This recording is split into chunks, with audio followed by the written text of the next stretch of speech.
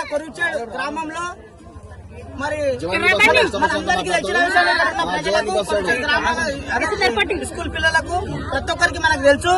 చిన్నప్పటి నుంచి మేము పుట్టకన్నా మొదల నుంచి ఇక్కడ బస్ ఆపుతారు. చిన్న స్కూల్ పిల్లలకు కానీ ఎవరికైనా ఇక్కడ బస్ ఆపుతారు, ఏ ఇబ్బంది లేకుండే. ఇప్పుడు ఏమైందంటే ఇక్కడ బస్సు ఆపనందుకు స్కూల్ పిల్లలకి చాలా మందికి చాలా ప్రాబ్లమ్స్ అవుతున్నాయి. ఇలా ఇప్పుడు కొరుచేడు గ్రామ స్టూడెంట్స్ స్కూల్ పిల్లలు కానీ ఇక్కడ పెద్ద ఎత్తున ధర్నాకి ఎందుకు దిగిందంటే చాలా ఇబ్బంది అవుతున్నది. మన బస్సు ఆపమంటే ఇక్కడ మాకు చాలా ఇష్టం వచ్చినట్లు కండక్టర్లు డ్రైవర్లు ఇక్కడ తిడుతున్నారు అని వాళ్ళ సమస్యలు మా దృష్టికి తీసుకొచ్చారు. మేము గిట్ట ఈ ధర్నాలో పాల్గొన్నాము.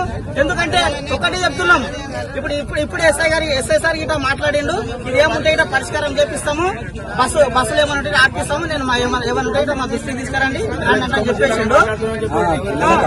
అయితే ముఖ్యంగా ఏంటంటే పిల్లలకు బస్సు కండక్టర్లు బస్సు వాళ్ళు ఇష్టం వచ్చినట్లు మాట్లాడుతున్నారట. ఇది సరైన పద్ధతి కాదు. ఇట్లా మాట్లాడడం బూతులు మాట్లాడుతున్నారట.